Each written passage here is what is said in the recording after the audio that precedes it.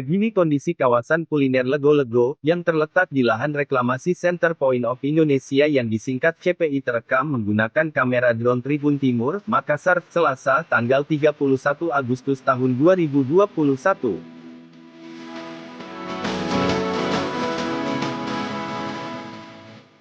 Pemerintah Provinsi Sulawesi Selatan dan pemerintah Kota Makassar membangun kawasan wisata kuliner ini, dengan keadaan pasir putih yang berubah menjadi hitam karena sirkulasi air tidak mengalir.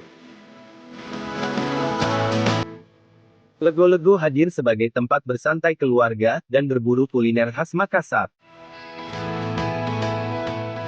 Kawasan ini menggabungkan taman bermain, tempat olahraga, dan wisata kuliner.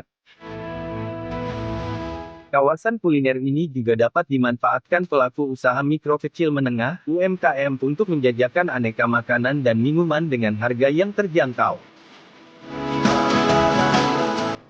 Karena lokasinya yang berada di bibir pantai membuat kawasan kuliner Lego-Lego ini sangat recommended buat pengunjung yang ingin melepas penat sembari menikmati suara air laut ditambah sejuknya semilir angin mamiri.